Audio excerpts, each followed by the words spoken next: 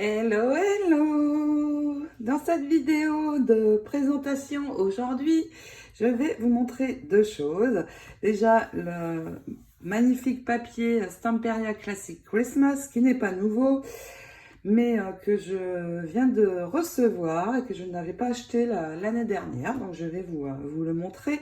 Il a de très jolis motifs et couleurs. Et puis je vais vous montrer ces deux dies qui sont très chouettes, surtout ici le booklet frames très détaillé.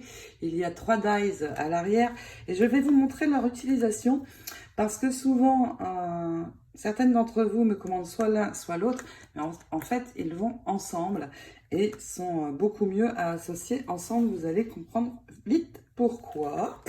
Et donc, j'ai une grande nouvelle, ma petite fille est née, ma seconde petite fille, elle est née en France, bien sûr. Et je suis vraiment très heureuse parce que je l'ai vue en vidéo tout de suite. Je suis heureuse et puis mitigée parce que je ne peux pas rentrer pour la voir en France pour l'instant et ça risque de durer encore quelques mois, mais c'est comme ça. Je la verrai en vidéo. Donc, c'était pour la petite info de naissance. Et puis, c'est parti, je vais vous montrer déjà ce papier. Donc, je l'ai acheté dans les deux tailles, en 20-20 et en 30-30. Je vais vous montrer le 30-30, le 20-20 étant la même chose, mais avec des images plus petites, bien sûr. Donc, j'adore vraiment les couleurs de ce sapin, même si je ne suis pas très couleur traditionnelle Noël, eh bien, les images sont tellement belles que je n'ai pas su résister. Ici, de très beaux chipboard sentiments avec de très jolis messages en anglais, mais moi ça ne me pose pas problème l'anglais. Et il y a vraiment de très jolis mots à venir placer sur vos créations. Ici, les images carrées avec la très jolie botte Merry Christmas. With love for an happy Christmas, avec amour pour un Noël heureux. Le chat, je l'adore ici, moi qui aime beaucoup les chats, il est vraiment magnifique ce chat. Et puis ici, la plus belle page, je trouve, c'est celle-ci avec le sapin. Les couleurs sont vraiment très belles. À l'arrière, donc des cartes, nous avons ceci. Ensuite, les papiers plutôt décorés simples, on a les bottes. J'aime un petit peu moins, mais ici de très belles images encore avec les fleurs, les pommes de pin ici. Ici, ça me fait penser à mes fleurs de poinsettia, bien sûr, que j'ai réalisé dans le tuto en pensant à ce papier pour ces couleurs-ci. Ensuite, qu'est-ce que nous avons? Un papier plutôt univers. Ici, une très jolie page avec les poinsettias. Et vous voyez, j'ai essayé de venir accorder les couleurs pour pouvoir utiliser ces fleurs avec ce papier. À l'arrière, la même chose dans les tons rouges. Ici, un joli Père Noël, même si je le trouve un petit peu sévère, je ne sais pas pourquoi. On retrouve le très beau sapin, ici le village.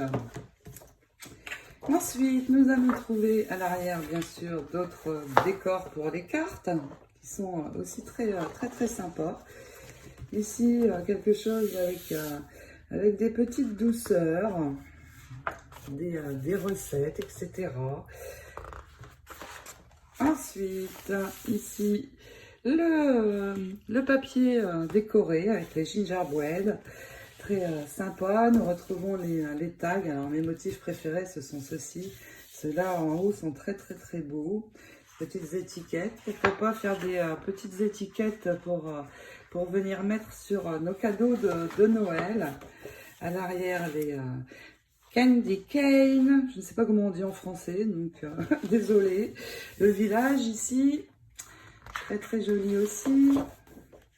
Les feuilles de houx sur ce papier décoré. Ici, deux très jolies bandes. Pour faire vraiment j'ai beaucoup déjà d'idées avec ces deux bandes. Ensuite, on retrouve les feuilles de houx, les sapins de ce côté. les mêmes en vert. Et puis ici, c'est chouette, je trouve, maintenant, d'avoir fait ça. On va pouvoir détourer ces choses. Et le papier de couverture arrière et du devant ne sont pas gâchés. Et puis, on retrouve donc la même chose, mais en plus petit sur le 20-20. Je vous le passe rapidement.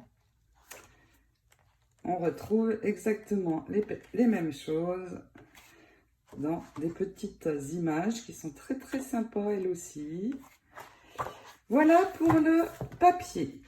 Ensuite, les dies, donc le booklet frame, c'est le dies avec cette très jolie dentelle très détaillée autour. Il est composé de 3 pièces et en forme de livre, et donc 3 tailles différentes, mais on peut très bien superposer les découpes. Et puis ici, le booklet basique au nombre de 6, avec là aussi plusieurs tailles en forme de livre que l'on peut venir mettre les unes au-dessus des autres. Ici, un séparateur si on veut le poser au milieu. Et ce dies aussi, je vais vous expliquer de suite, va servir à faire la découpe qui va venir se poser ici sur celui-ci. Donc, au niveau des découpes, regardez, pour le dies booklet, je l'ai réalisé dans ce papier doré, c'est très très joli. Donc j'ai pris la plus grande des découpes. Et ici, vous voyez, j'ai réalisé ma base de carte que je vais venir coller à l'arrière. Donc comme ça, en double, elle va pouvoir se mettre en chevalet. J'ai utilisé le plus grand des dies de cette série. Celui-ci, j'ai pris un cardstock que j'ai plié en deux et je suis venue poser mon dies comme ceci. Ici, donc, j'ai la pliure. Je l'ai posé en le faisant ressortir, vous voyez, pour ne pas couper le haut. Et j'ai de ce fait ceci que je vais pouvoir venir coller derrière ma carte pour y écrire mon mot.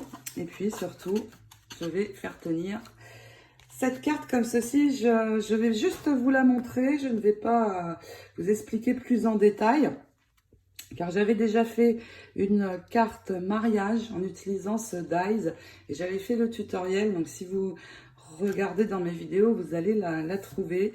C'est le tutoriel carte mariage. Et puis ensuite, une fois que je vais avoir ça, je vais utiliser les deux dies, le plus grand et celui en dessous, pour venir poser mon motif sur la carte. Donc je la termine et puis je vous la montre. J'y ajouterai bien sûr les poinsettias que j'ai fait récemment. Vous avez sûrement vu le tutoriel pour venir la décorer. J'ai donc réalisé mes deux découpes à poser dessus et comme vous le voyez, elles sont arrondies. Alors pourquoi? J'ai plié juste sur le milieu, arrondi de chaque côté avec un crayon tout simplement. Pareil sur celle-ci où j'ai juste tamponné le mot Merry Christmas et je vais pouvoir les ajouter sur ma carte. Mais attention, je n'applique de la colle qu'ici sur le milieu et un petit peu sur les bords pour pouvoir garder justement cet effet arrondi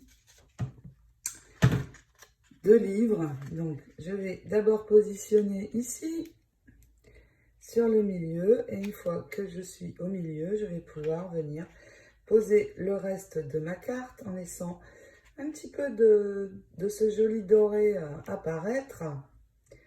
Pareil de l'autre côté. Et vous voyez, j'ai de la dimension sur ma carte, c'est super. Je vais faire la même chose ici avec l'autre. Vous voyez, la carte est presque finie. Il n'y a plus qu'à mettre les poinsettias. Donc, je vais vraiment très vite à réaliser une jolie carte. C'est super. Si vous faites des marchés de Noël ou envoyez des cartes à vos proches, eh bien, avec ces dies, vous allez les réaliser très, très vite. Je vais juste vous montrer. Vous me posez souvent des questions sur cette colle avec cet embout fin. Donc dans ma boutique, vous trouvez le flacon, le petit flacon. Il est joint avec l'embout. Et puis il y a la recharge qui permet de remplir 4 fois le flacon. Et franchement, je peux tellement faire de choses avec que je n'utilise que celle-là. Elle est certes un peu chère, mais vraiment tellement génial. Je colle tout avec, c'est super. Et donc là, vous voyez, je vais pouvoir en mettre directement sur ma carte. Donc ici, par exemple, sur le toit, je vais faire juste une fine ligne comme ceci et saupoudrer mes paillettes ultra fines. On enlève et vous voyez, j'ai comme un effet neige sur mon toit. Ça va sécher un petit peu, donc ce sera plus brillant. Mais on peut ajouter comme ceci des touches.